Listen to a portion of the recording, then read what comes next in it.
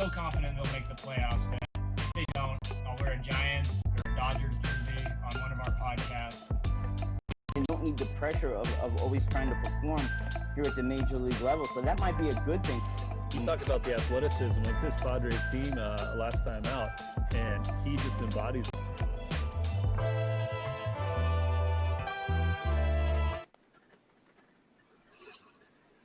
Good evening, friends. We welcome you to another edition of the BCSC podcast. That's right, it's the Best Coast Sports Connection. We are live tonight on Facebook and on Twitter. I am your host, Andy Bishop. I'm hanging out here in sunny San Diego, California. I'm joined by my co-host, my co-producer, also out here in San Diego, Brian Vilvin. Hey, man, it's Masters Week. How you doing? It is, Andy. I'm doing very well. Happy to be here on a Wednesday night, ready to talk some shop.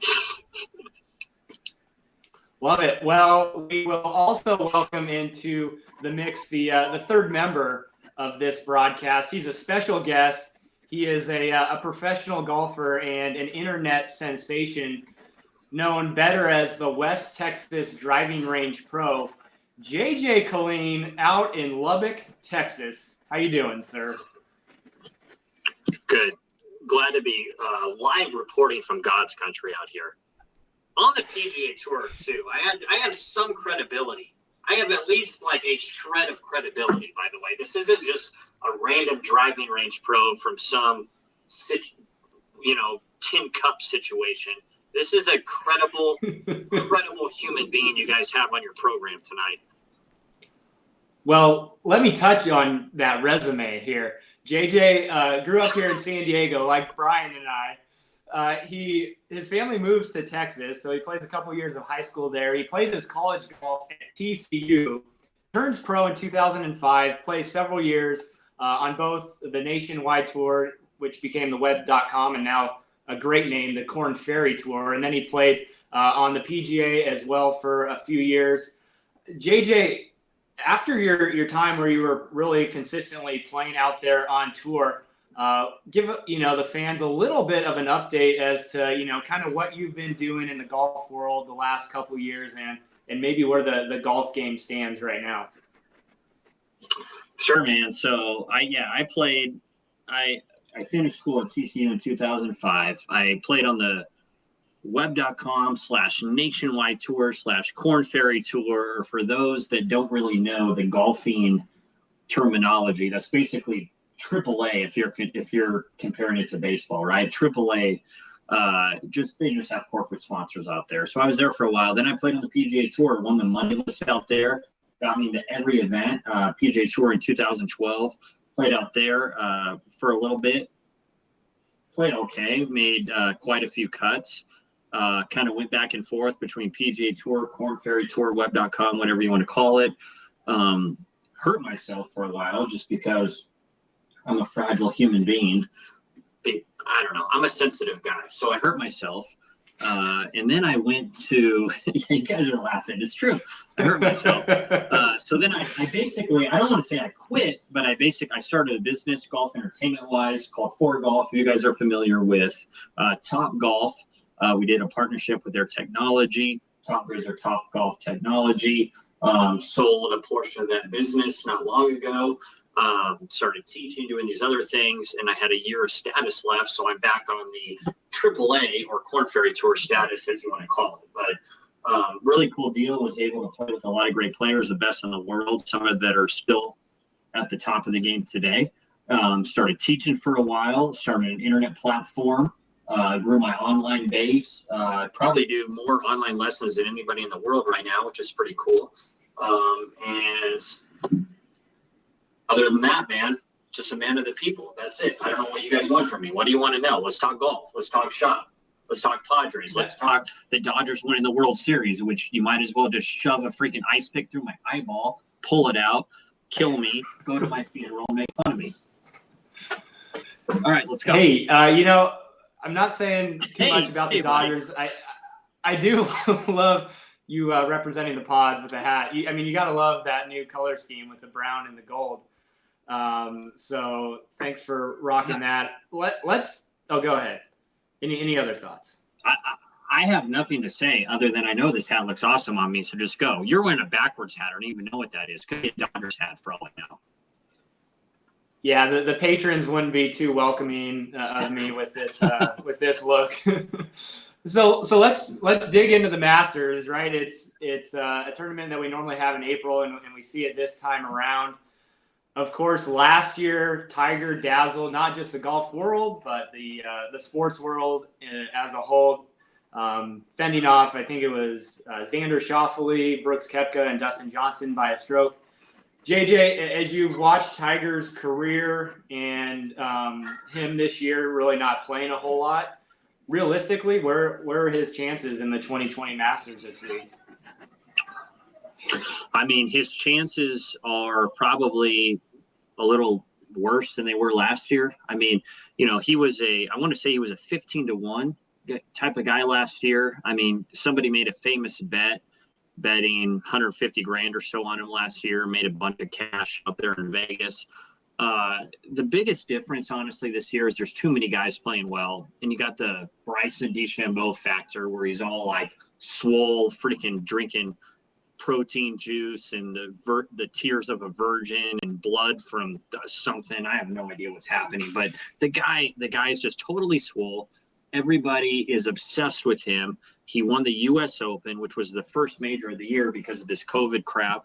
And he won it at Winged Foot, which is an extremely hard course, really narrow, tight fairways, long rough. And it's not really known for a guy that bombs it. It's known for a guy that's accurate with mid irons, accurate off the tee. And he won that tournament. So the Masters fits more into his wheelhouse. The guy is driving it longer than any professional golfer that's not a long drive guy on the planet. He's the tournament favorite to win. Guys like Tiger are just going to sneak way under the radar, and they're going to be a long shot. And I love Tiger. You know me, Andy. I love Tiger, dude. He's one of my faves, man. Yeah, absolutely. I'll bring back Brian into the mix here. Brian, is there any storyline or anything that's jumping out to you with the Masters this year? I think the biggest thing that I'm curious about is just how the course is going to playing in November versus April. And I know that's got to be a huge factor. Any thoughts on that, JJ, on what, the course is going to look like this time around versus what it normally looks like in Masters Week? Yeah. So, that's a great question. So, Augusta National, one of the most prestigious clubs on the planet, super private club. It's only open 6 months a year. So it's closed during the summer months. It's closed during the winter months. So what does that even mean? It means that the course is in pristine condition, overseeding the course so it's green all year. They have Bermuda grass. They're in, Georgia. Georgia's really hot. Bermuda grass is a warm weather grass, but it goes dormant during the winter months. So what they do is they overseed with this ryegrass. And Southern California has a few courses that do the same, if anybody around there is familiar with it. But basically, it makes it green all year. Well, in Georgia, they do that in October or toward the end of October. So what's going to happen is the seeding period is mid-October. So all the grass is wet. It's really green right now. Don't get me wrong. It's really green. They probably haven't had a freeze, which makes dormant Bermuda go white or brown or whatever. But what's going to happen is it's early in the growing season, so it's going to play longer. The grass is going to be wet, and it's really going to favor bombers, which is why a guy like Bryson DeChambeau will be way up there. Whereas April is the very end of dormant of rye season. So even though it's green, even though that ryegrass looks really, really sharp and good, at the end of the day, in May, that ryegrass dies out. The course closes for 3 months. Boom, Bermuda's in. So it's the beginning. It's going to be longer. The grass might be a little longer as well. Maybe some mud balls. Looks like rain potentially, but it's a great question. The course will play longer at the end of the day. Was that a long enough explanation for you? I know that was a little more in depth probably than what you were looking for, but that's basically what's going to happen. Hey, we love the details, not just a driving range pro, but a seed expert. you're in the mix on the pod. JJ, let's dig in a little. I didn't get fired from Golf Channel commentating for no reason. I knew exactly what I was doing, buddy. Let's just touch on that a little bit more about DeChambeau. I mean, this is a guy you talked. His driving distance was killer last year. It's gone up even more this year. I think he's averaging like 344 on average. So, how do you think that makes the game of golf look? Is that a good look, or is it kind of the future? Or what are your thoughts on that as someone that's been playing for decades? Yeah, I'm fine with it. I mean, I know that as myself, him like crushing my soul and hitting it farther, that it's my own fault. It's like a personal problem I have. It's not like he bought a magical driver at Dick's Sporting Goods that goes 70 yards farther than everybody else. I mean, dude, he sleeps in like a hyperbaric chamber in Denver and gets swole and drinks 9 protein shakes a day. I mean, credit to the guy for knowing exactly what he needed to do with his body. He's using all these different things, whether it's, TrackMan or Flight Scope or Body Track or Catalyst or all these other things to know how his body moves to generate maximum speed. Credit to Chris Coma, who's a great guy for kind of figuring out how his body works to bomb it. And at the end of the day, dude, it's him. I mean, he works harder than any athlete in any sport, and it's not close. It's not even close. I mean, you can't even compare him to anything else because he transformed his body to be superior for what he wanted to do. And it's not like it's not like Patrick Mahomes, and I'm in Lubbock, Texas Tech country. Patrick Mahomes is like a god here, but it's not like Mahomes could say, I'm going to get swole so I can throw it 90 yards on the fly. Like, that's my goal, 90 yards on the fly. It can't happen. Like, Bryson is like, I want to gain speed. I want to get all these numbers. This is how I want to play the game. And the guy's a genius as well. And I don't know how much you guys know about him, but he graduated from SMU. He's like some sort of science major, way smarter. I was like a barely graduated situation, even though TCU is a great school. Credit to TCU. Credit to TCU for handing me a diploma. But Bryson would like float his golf balls in Epsom salt in a bathtub before a tournament to see which one was like calibrated to roll the straightest on the green. So this is like a different scenario. Ain't nobody in any other sport doing this. The guys are dumb as shit compared to him. No offense to anybody in any other sport, but let's be honest. Like, Bryson knows exactly what he wants to do to get better, and he did it.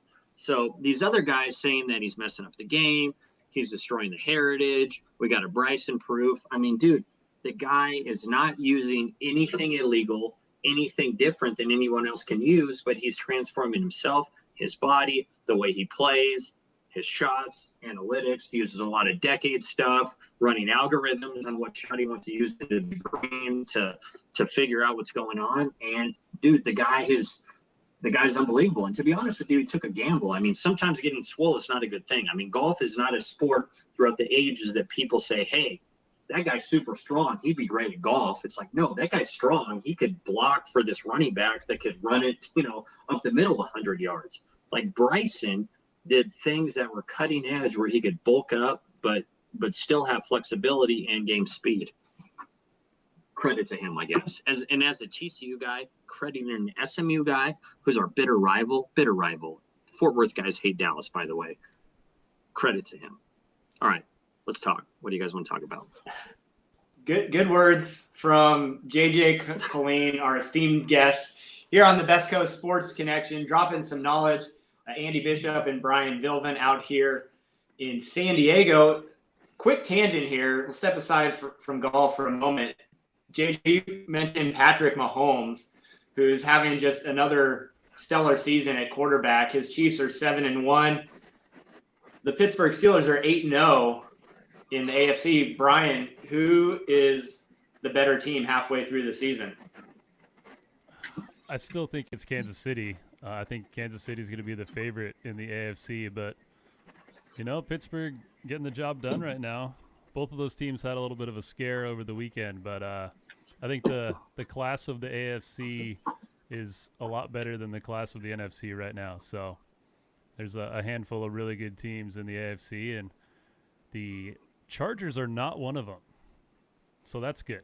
That's always the most important thing. We can talk about who's the best, but we also got to make sure that the Chargers are not in that position. So they keep finding inventive ways to lose, and it makes Sundays really fun for hate watching the Chargers.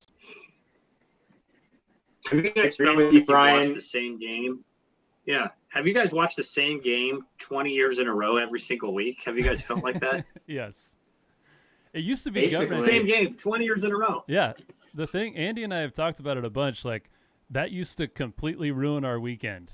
Like, Sunday, we'd still be hungover from it coming on a Wednesday. But now we just laugh. And this week I was hoping they would score and then it would get reviewed and overturned. Like, the game ended exactly how I dreamt it up as a bitter former fan. So, yeah, that used to be the worst part of my weekend. Now it really makes me smile in a terrible way.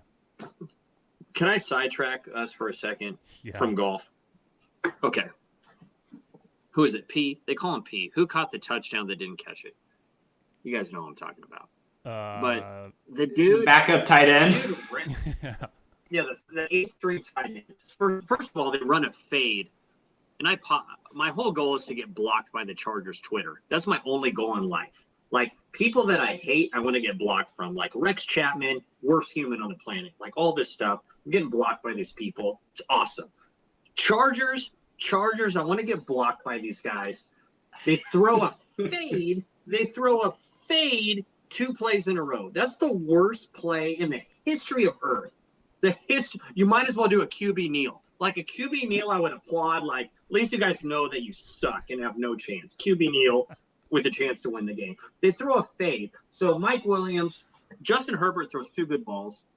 And everybody's like, well, he threw 2 good balls. Yeah, he did throw 2 good balls, right? That just shows you how horrible of a play that was. It's like, there's only one option. Okay, so back to whoever it was. He only had 2 receptions and 2 touchdowns. Was going for 3 for 3. I get it. It was a tough play. The guy had his hand like in between the ball. Whatever. Guess what happens? He drops it and he celebrates like he freaking caught it. The guy was running through the tunnel like he caught the ball, and the ball was on the ground for 3 seconds. It wasn't even close to a catch. It wasn't even a trap. It was a straight up bounce. Like Andy and I used to absolutely check Andy into the bushes, and he'd roll down the hill when we were kids, and he'd drop the ball, but he knew he'd drop it. He'd be like, I dropped it. I'd be like, yeah. From the bottom of the hill, he'd tell me he dropped it. And it was a respectable situation, right? He ran around like he caught it, like we're in the 1600s, like no one knows what's happening. And I mean, that just shows you, like, when we were all kids, that shows you how horrible sports was. That would have been a touchdown at the end of the day. They wouldn't even have reviewed it. It's horrible. I know, acting like there's no All right. replay and that we're not going to immediately find out that the ball was on the ground. That was pretty brutal. That's it, dude. All right, that's it. That's it with the Chargers. My God, Justin Herbert's an amazing human being. I feel bad for him. He needs to be on the Patriots or something. He'd be a Hall of Famer, the next Tom Brady, but he's going to go ahead and play where talent goes to die. Yeah, let's just speak on that for one more minute. As you probably know, JJ, we're going to be taking down the old Murph, the old Q, over the next year or so. What's it going to be, Andy? Well, they're building a new stadium for San Diego State.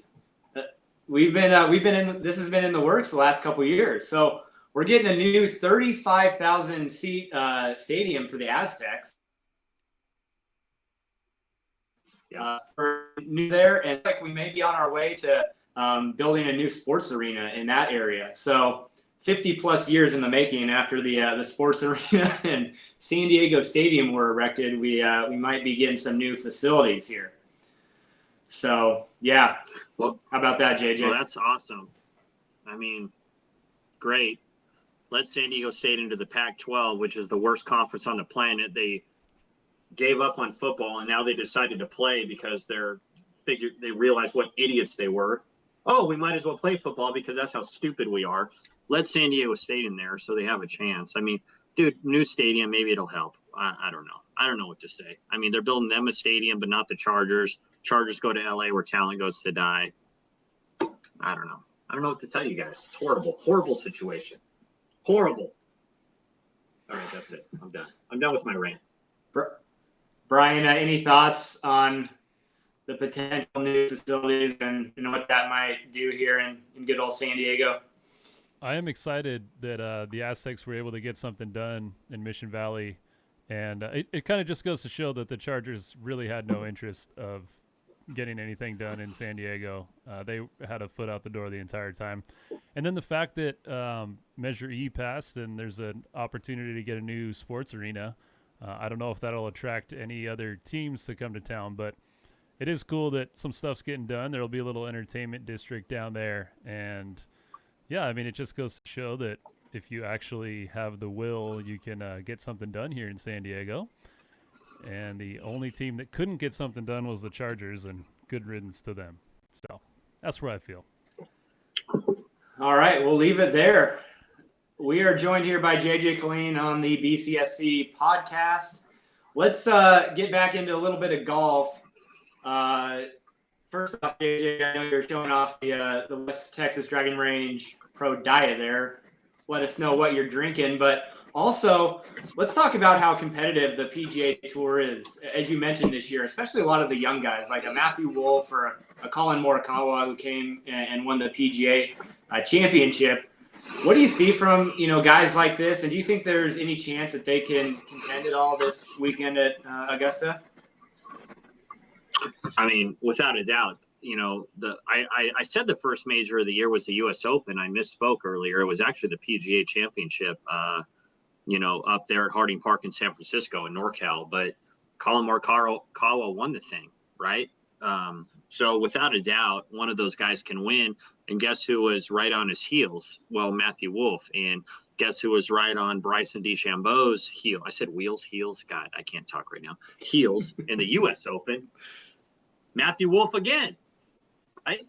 So the thing about his swing, and I teach a lot of golf, people are like, his swing is weird. Oh my God. It's fake news, bro. His swing's unbelievable. He's got one of the most consistent moves.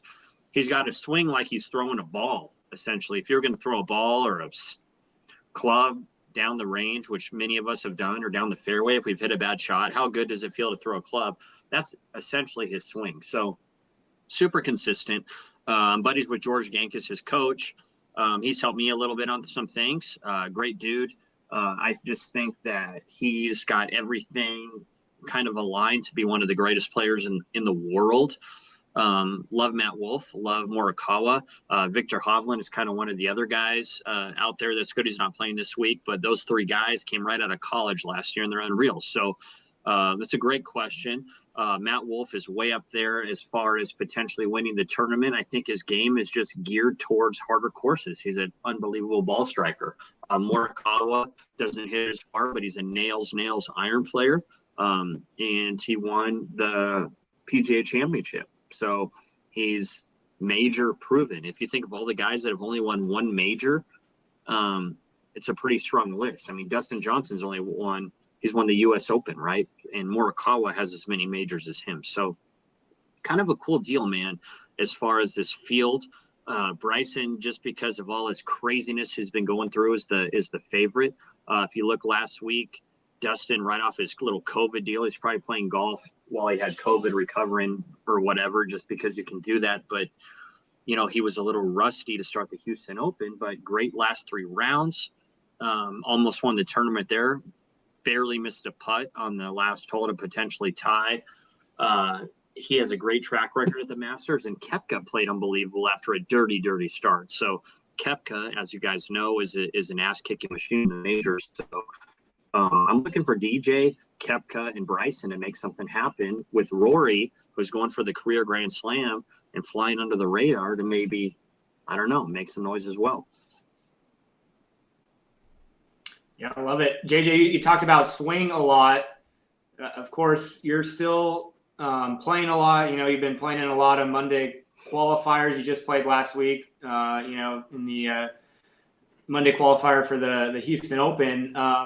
Where's your swing at? I mean, where's your game at? Is you're just playing a lot of golf? And maybe how has your swing evolved throughout your playing career? So I'm 39 now. So most sports, you'd be like collecting your pension because you've been retired for 14 years, but not me. I'm a you can't teach hard scenario out here. I had a year of status left on the Corn Ferry Tour, which is like AAA tour for guys. I feel all right, man. Like, honestly, the way technology is, the way my body is, things like that, I'm hitting it far as I ever have. I have a bad status situation where I have to Monday qualify. So you end up with 144 guys and there's only 4 spots. So lost in a playoff a couple weeks ago. I've shot 7 under, 8 under, 6 under, 6 under, 5 under, whatever.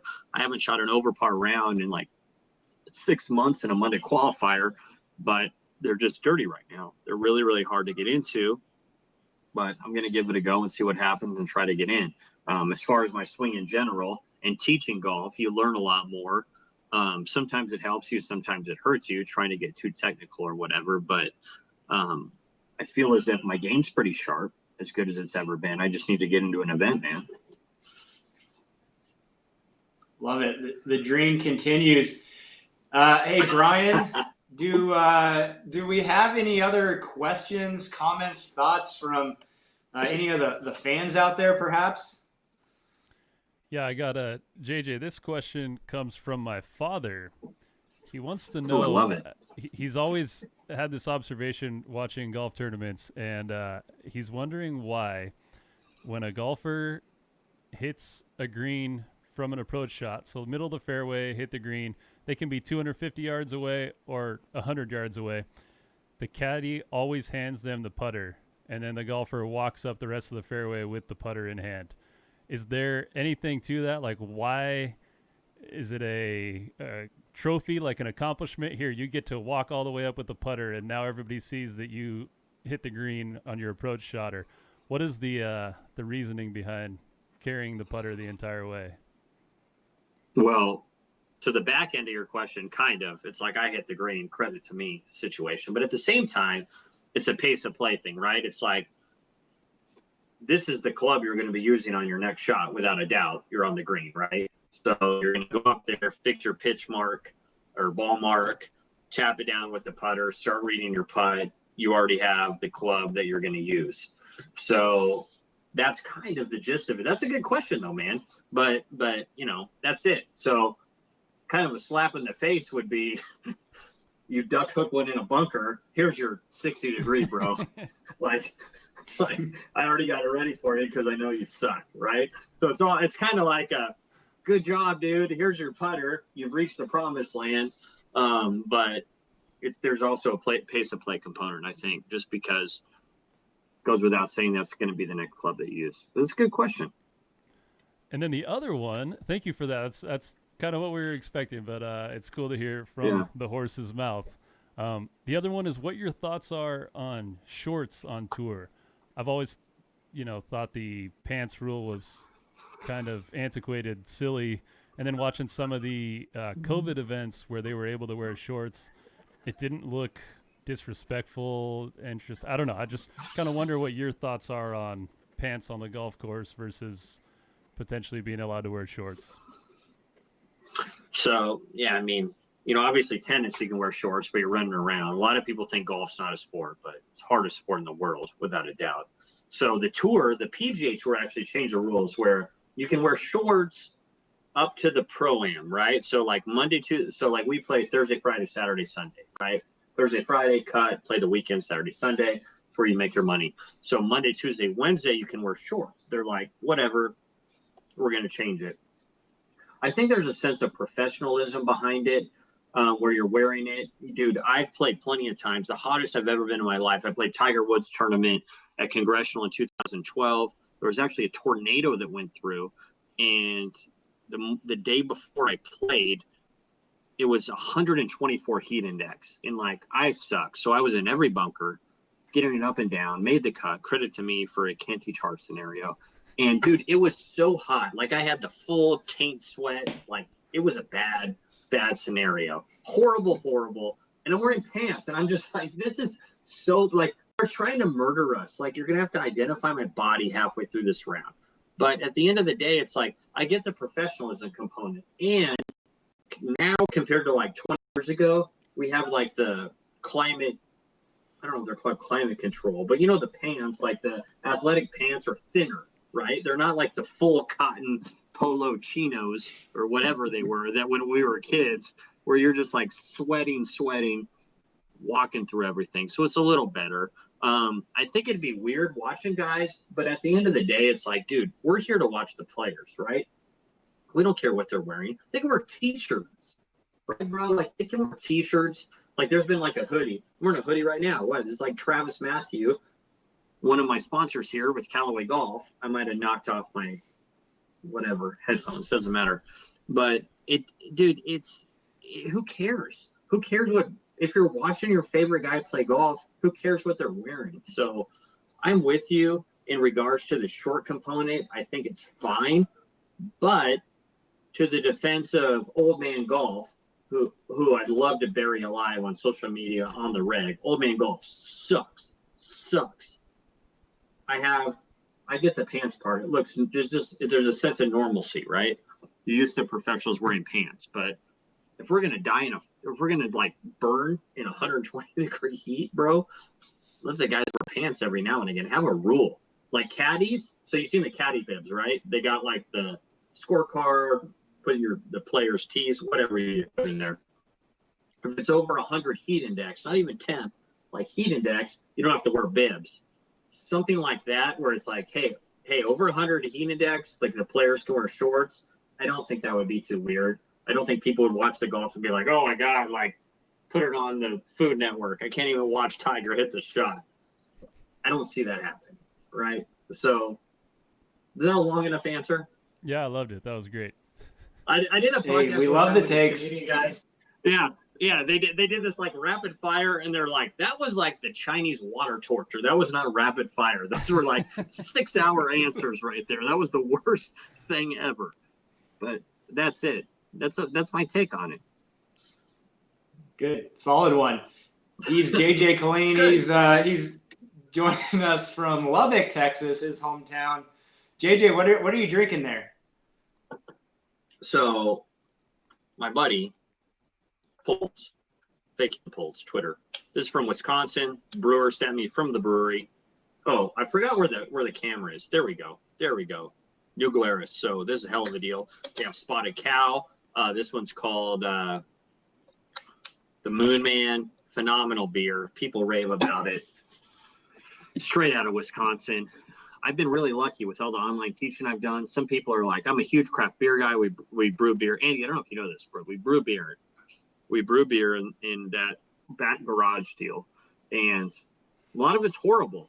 I wouldn't even send it to my worst enemy. But some of it's not bad. I've been trading off a lot of free lessons, online lessons. This guy sent me 72 beers. These are way ranked high on Untapped, Beer Advocate, all those things. So credit to Wisconsin. It's one of the only states I've never been to in my life. Credit to Wisconsin. There you go. Here. Yep. Back, forth, maybe. Sorta. Hell of a deal. New Glarus Brewery. You're welcome. Hey, folks, he's a legend. Not only is he a craft beer aficionado, he also proves the point that golfers can be athletes. JJ, at what, 6'1", can you still dunk the basketball these days? Yeah, but it's kind of a WNBA dunk deal. Like, it's a dunk, but it's not a Brittany Griner. It's somebody else. But I can. It rattles home. So credit to me for like volleyball. If you give me a volleyball, it's like it's fun to watch. Like, people would pay admission to watch me dunk a volleyball. But a regular basketball, for some reason, it knocks my vertical off like 4 inches, and it rattles. It barely gets above the top, and then it like brrr situation. But yes. All right. To answer your question, I do not. I've dunked over your face folks, plenty of times. Yeah. The folks who haven't heard this story need to. So Brian and I here in San Diego, we've covered a lot of high school and college sports. And JJ, before he moved to Texas, he went to high school here at Francis Parker. for a couple of years, and he was, a four-sport athlete, but he played football and had a little bit of an injury that, kind of pushed him in the direction to really hone in on golf. Give us the football injury story, JJ. I don't really know if you'd call it an injury, but I got tackled because our team was horrible because I went to Francis Parker and my bone was sticking out of my arm. So if you would call your bone sticking out of your arm at Mountain Empire, where everybody's kissing their sister and your aunt's your mom and your mom's your uncle, then yeah, it's completely fine. No big deal. So sure, lots of people with red hair. It was really scary. A lot of freckles out there, and I had a bone sticking out of my arm, and I had a compound fracture. So I was like, well, this sucks. I'm an incredible athlete, an incredible human, like Brad Pitt, Jesus, Bradley Cooper lookalike clone. What am I going to do? So I started playing golf, and I reached the PGA Tour. Credit to me. Big heart guy. There you go. Heart. Can't teach Love heart. it. Can't teach modesty. Can't teach modesty. Can't teach heart. I went to uni, so I was just down Linda Vista Road. You did? Yep. Yeah, you guys were too good for us. It's all right. I do like the Francis Parker Is color that scheme, even a though. school? The brown and gold, going Padres style. That was. So when I was in school eons ago, it wasn't the style. It was poop brown and yellow because the Padres were blue and orange at the time. Yep. The Chargers had their worst uniforms ever. I don't even know what they used. And it was just horrible. I'm pretty sure we got made fun of in every single event we went to. And now it's a comeback season, bro. Now it's comeback season, man. But credit to Francis Parker. I don't know if anyone there plays sports, but credit to you guys. You're probably good at volleyball and other stuff. Credit. Yeah, they do. They have a great, great volleyball program. I was a volleyball player. Oh, they do? So, Francis Parker was always very awesome. good. Yep. One last thing. I didn't play volleyball. We were talking about uniforms.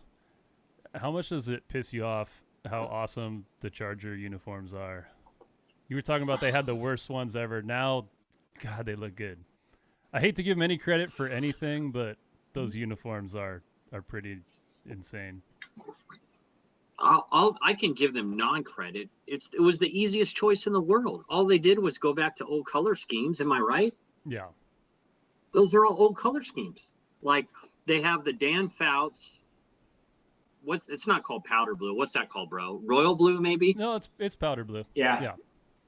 No, but the Dan. Well, yeah, so they have like they have the 80s like royal blue, which they had a little color rush. Yeah. So like the Dan Fouts, good. like JJ Jefferson, Dan Fouts. That was the royal blue, right? Kellen Winslow stuff. And then they had the powder blue for sure. Powder blue, like Lance Allworth stuff. And then they throw the other stuff at them just for. But it was stuff they already had. And so it's like, whatever, man. It's not like they reinvented the wheel. They're just like, oh, we sucked by changing this. Let's go back to our San Diego stuff when we were nails. Period. End of story. So whatever. I don't care. They're such a joke. I mean, at the end of the day, their whole goal is to be horrible. It's just like, what can we do? They're like, they like the GM, Spanos calls whoever owns the Jets. This is what I'll get on with like Woodhead or whatever. Woodhead hates the Jets. He hates the Jets worse than the Chargers. The Jets are a joke. The Jets are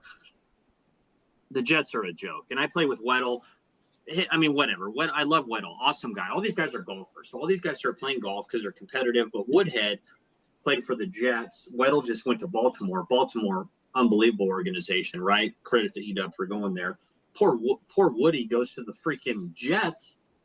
The Jets are run worse than the Chargers. The Jets try to suck. They're like, what can we do to suck? We're going to wake up in the morning and be the worst we can be. They're like Joe Namath, whatever, in 1837 when they won the Super Bowl. It doesn't matter. Everyone will love us. But no, it's fake news. Like they ran Woody out of town. It's a whole freaking joke. Worst thing ever.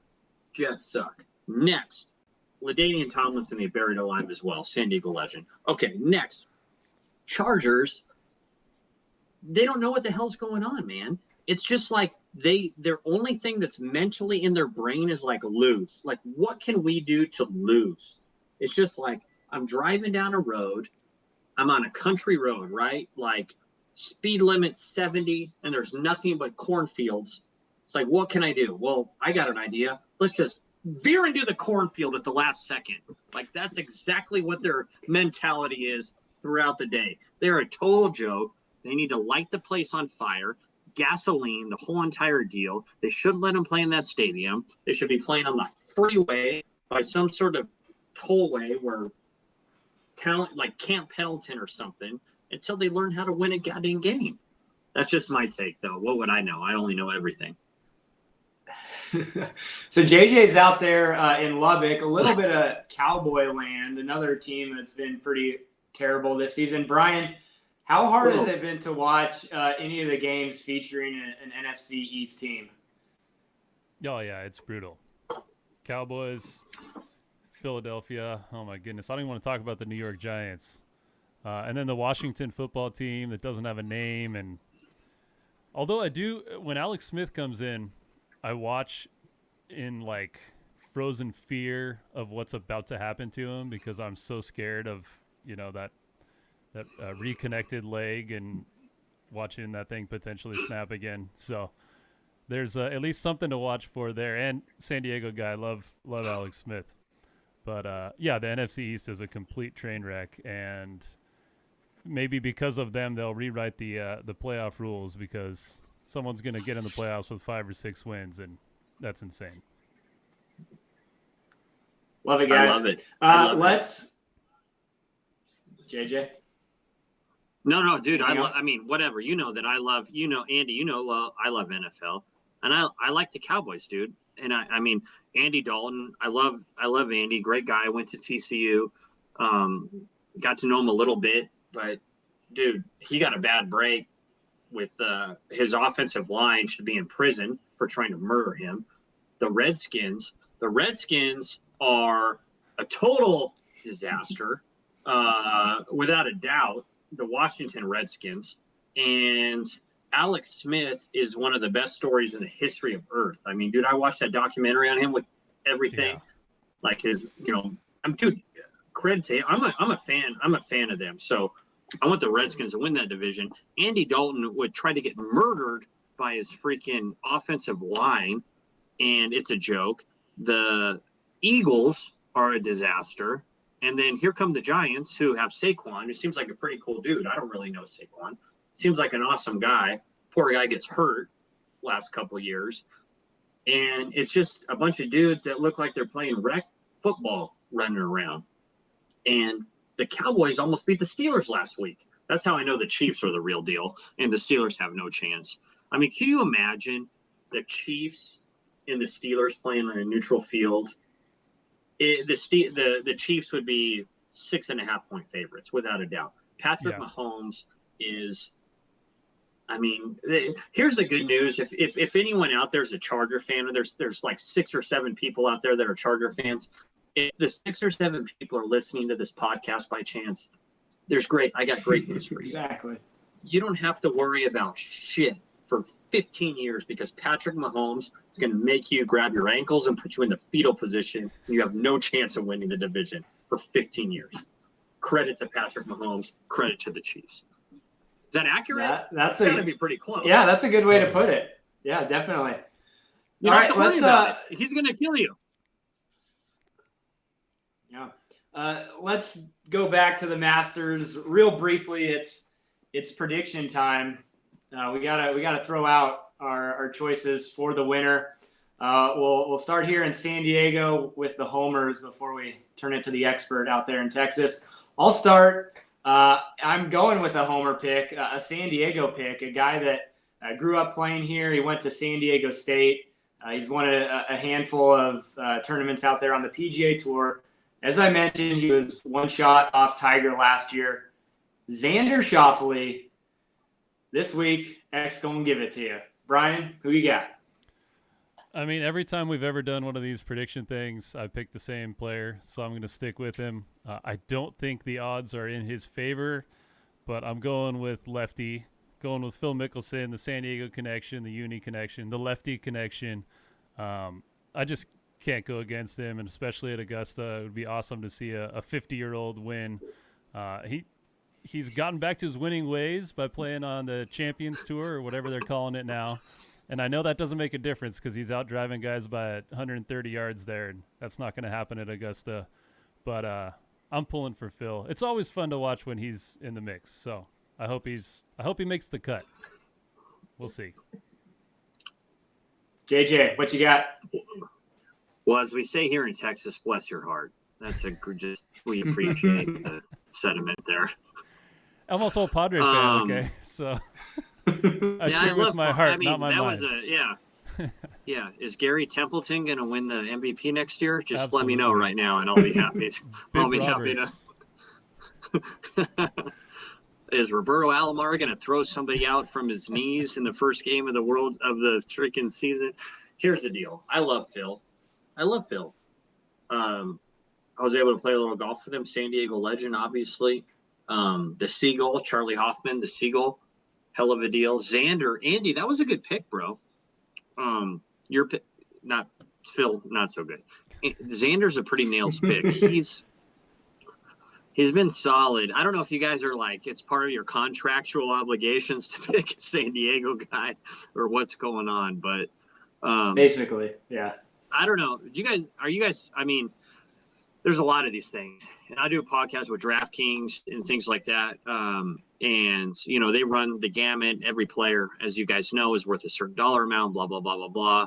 And then we have straight up Vegas odds for winning the tournament. But the guy that I like, I'm going to give you guys 3 deals here. I'm going to give you like who I think to win, who a mid guy is that can win, in a dark horse. Is that okay with you guys? You guys like that? Yep. All right. Love it. So my pick, even though Bryson is the Vegas favorite, I like DJ right now. I like Dustin, even though he was off on the COVID deal. He's back. Hopefully he doesn't fall downstairs this year. He was rusty his first round. He was nails his last 3 in Houston. I just like where his game's at. He won the FedEx Cup. He won the FedEx Cup knowing he had to perform to won $15 million. And no matter how much money you have, that's a lot of money, right? Like, you're thinking about it, and there's pressure component tied to that. So I like DJ. A guy that's kind of mid-level that I like, that I think that can potentially win this thing.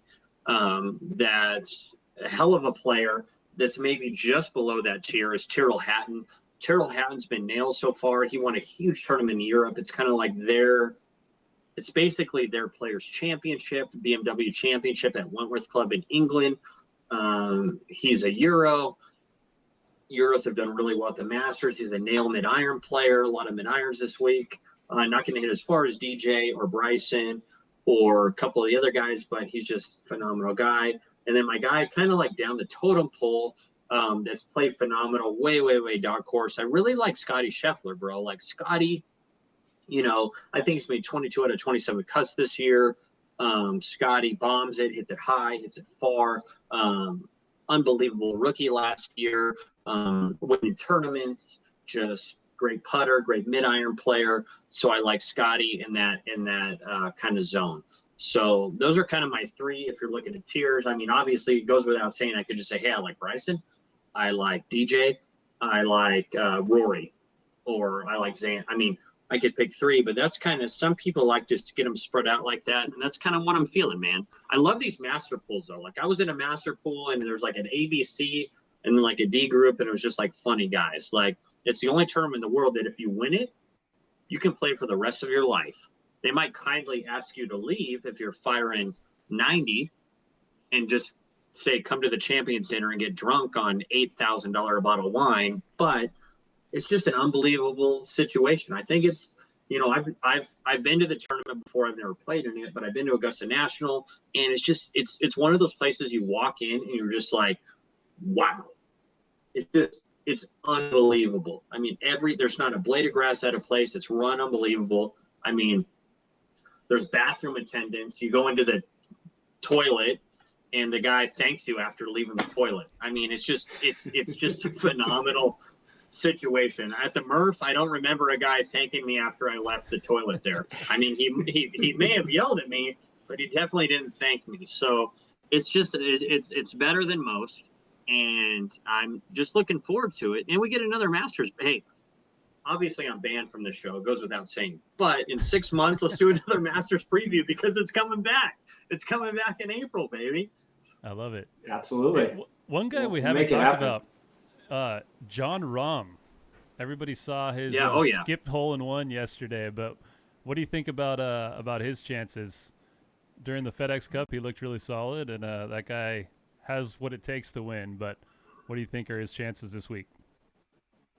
I mean, his chances are good. You know, he's one of the top players in the world. He reached world number 1. I think he might actually be number 2 right now. So it goes without saying. The crazy thing, so everybody saw that, probably went viral over every social media deal in the world or whatever. He skipped it across the pond. Everybody does that in their practice round there, which is kind of cool, right? For the patrons. I don't know who was watching. I don't know if they're allowing fans or whatever, but he made a hole-in-one in his practice round the day before too. So he's had 2 hole-in-ones in 2 days, which is like beyond belief. It's not like, oh, pros make hole-in-ones all the time. That's not the case. Like Fred Couples didn't make a hole-in-one until he was like 39 or 40, and he's made like 1 in his life, right? So this is like a rare deal. So this could be the week of the Rahm, but that's a great point. Like, super good guy, great ball striker, great driver, hits it far, clutch putter, beat DJ, made that long putt in the second week of the FedEx Cup playoff. So definitely would not be surprised if Rahm pulled this thing out. JJ, how many career hole-in-ones do you have? When was the last one? I've made 9 hole-in-ones. I made 7 here. How about this stat? I made 7 hole-in-ones with 6 irons. Wow. So you're probably wondering, why wouldn't I just use a 6 iron every time? Well, I don't have the touch. I'm a man of just like, I have 1 gear and it's like full throttle, but I made 7 with 6 irons. I made a hole-in-one in a deal in a Monday shooter, Monday qualifier, Corn Ferry Tour in January. I was staying with Andy. Don't want to get too personal here, but I was staying with our cousin John in Fort Lauderdale, and I was super hungover, and thanks to him, and I made a hole-in-one. So credit to him. How far do you hit your 6 iron? If that's your hole-in-one club, what's the distance that you hit your 6? Just however far the hole is. That's just how whether it's 130 or 215, you're hitting a 6 iron. Nice. Yeah, everybody else hits a pitching wedge, and they're like, "What are you doing?" I was like, "Dude, like the odds are that if I am going to make a hole-in-one, I could make a quad with this club, but odds are, if it's an ace, it's going to be this club. I don't care if I have to absolutely fly it in the face of this bunker and roll it up. This is what's about to happen right now." Andy, I've got one more question for JJ before I can throw it back to you to wrap us up here. But JJ, for all our folks listening in San Diego, what is your favorite golf course in San Diego?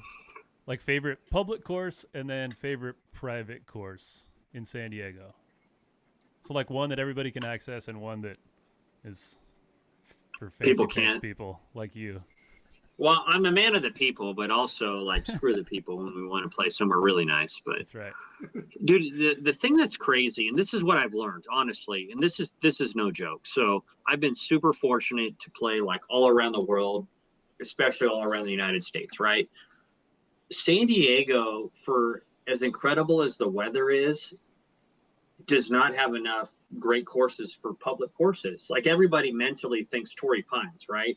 Oh, like someone's coming from out of town, whatever, far away, out of the country, wherever, let's go play Torrey Pines. That's where the tournament is. But dude, the reality is there's such great weather in SoCal, specifically San Diego. There needs to be better courses. But so having said that, my favorite course is not Torrey Pines, even though I played the tournament there, nothing against it. So my buddy is the head pro at Coronado, right? I know technically that's Coronado, not San Diego, but that's San Diego, right? Yeah. So my buddy Brian Smock is the head pro at Coronado, and he hooks me up. I went down there with Eric Weddle, a month or so ago. I go down there whenever my buddies are in town, and it's freaking fun, man. Like, awesome views, by the way. And it's a muni. It's not as nice as Torrey. They haven't spent the millions to redo it to have the US Open or the Tour or whatever, but I just enjoy it. And it's cheap, it's affordable, and it's just nails. It's always in great condition. And Brian Smock, the head pro, treats everybody well. So if you guys in San Diego ever have an opportunity, even though if you live in NorCal, it's a little bit of a drive, it's worth it, man. It's just a great spot. And private club, I grew up and I know the head pro really well, a couple other guys, head coach of, USD, Chris Riley, that I got know pretty well from playing on tour. And they kind of practice out there, but San Diego Country Club's kind of where I grew up. And it's not one of those like hoity-toity, super fancy places. It is private, but it's just a great golf course, right? It's right in front of you, great design, all that. So I guess right there by the border, way down south, almost in where is that? Almost Tijuana, almost way down there, but phenomenal course. So love Coronado, and I love San Diego Country Club, man. There's a lot of great courses, but I think there should be more. In all honesty, I think there should be more, man. They just keep getting rid of them. They should build more, and they get rid of them. Yeah, I love Coronado. Yeah. I actually played Coronado 2 weeks ago. Love that place. Awesome, Probably dude. my favorite It's course. fun. Yeah, it How really cool is. are the views out there? Amazing It's just an views. awesome deal. It's a really forgiving course, especially if you spray your Yeah. driver like I do. Yeah, I just love it. Yeah, you can definitely hit someone from 3 holes over, but it's in good shape, right? It's Yeah. always in Oh, good it's shape, and it's great just shape. it's just fun. You make the corner, and you see the bridge, corner on the Yeah. bridge, and you see all those like yachts or whatever, and by the Hotel Del, it's just a cool deal. Yeah. I love it, guys. JJ, I've played golf maybe 5 times this year. I played up in Northern California a couple days ago. Give me your best guess as to what I shot. Pretty standard, Andy. It sounds like a personal problem why you haven't played enough golf. Have the course the course has been closed there, but they've been open the whole time? They close them? They Or no? they closed them for like a month about, and then so And I then think they it was opened them closed back all of up. April maybe, and then they opened them back up. So I'm just lazy Well, these so, days. Yeah, that's definitely a personal problem. What did you shoot? Well, are you using all my clubs that you stole from me? Because that would make a difference. Because those are great clubs from a great golfer. Big heart guy. Those I am still using those stolen clubs, and my state of my game has been the same for the last 12 years. So You have a it's great it's going to swing, be, you're but yeah, I No know club you have at a great sea. swing, but you have a great swing, but you're not really a course manager. I think you just kind of like fly by the seat of your pants type of guy. You're more of a Stephen Bowditch than a Bryson DeChambeau dissector, who wins 2 tournaments, then misses 18 cuts, and then wins another tournament. I'm going to say, just because you're an athlete, just because you're related to me and an athlete, I'm going to say that you went. How many? Is this 1 round, or how many rounds am I guessing out here? One? one round. What course did you play? Apple Goat or whatever it's called? Apple Mountain. No, I played out in Fairfield at I don't know, a course up there. Pretty good condition. I don't know, dude. Whatever. I don't know. I'm going to say you shot an 84. Pretty close. I went standard 45-40 for an 85. So same Credit old to me stuff. for. No wonder why DraftKings sponsors my stuff. I'm freaking phenomenal at man of the people guessing stuff. I don't even know the course. I just know that you're probably terrible, and credit to me for guessing that. I shot 84 at Coronado two weeks ago. That was my score. You can play too. You guys are both all right. You guys should have a match. We'll Played play. before. Yeah, and Andy whooped me when we played. But I'm also like Well, we're gonna. I'm 6'8", so I got a lot of You're lot 6'8". of limbs. Yeah. Got a lot of limbs to control there. Yeah. Well, I'll get in Andy's head and you'll beat him. Like I'll be chirping in his ear hole the whole entire time. And it's a team. Well, so we'll get Woodhead will come out a couple times a year. We'll get Woody. Woody Okay. could be on Andy's team because they're not professionals like you and I. And then we'll dominate them. And Yeah, I think it'll be in they Andy's could head. just buy us and then lunch I'll and get beers and whatever. Oh, I'm down. Yeah, And that's we'll it. do it at Coronado. That'll be perfect. Oh, we'll get hooked up at Coronado. It'll be a hell of a deal. I'm in. Sweet. Make sure it's All in right, the winter time. let's make it happen. It'll be snowing here. It'll be snowing here. Yeah. All right. Well, JJ, thanks so much for joining us here on our BCSC podcast. Before we let you go, what's the outlook for you the next few months in terms of playing any golf, playing any Monday qualifiers or anything? So I'm actually going to Sea Island on Saturday for the RSM Monday shooter. So see if I have a 62 in my system. Vegas, the odds are stacked against me, but again, this is a you can't teach hard scenario. Perhaps Mayakoba, doing a couple other things, doing a fundraiser for fallen cops at Trump Jupiter, South Florida tournament, and then PGA Tour season starts calendar year in Hawaii, Sony. Lots of action, man. See what happens. Credit to me. Love it. The legend joins the program here, and love the conversation. JJ, Brian, any final thoughts on anything we touched on tonight? I'm just really happy that you came on. Thank you so much. That was very enjoyable, very funny, but very insightful, enlightening. I really enjoyed that conversation. Thanks so much, man. Yeah, Brian, you got it, man. Anytime that you want to just make your mind explode talking about golf, just happy to be on with you guys.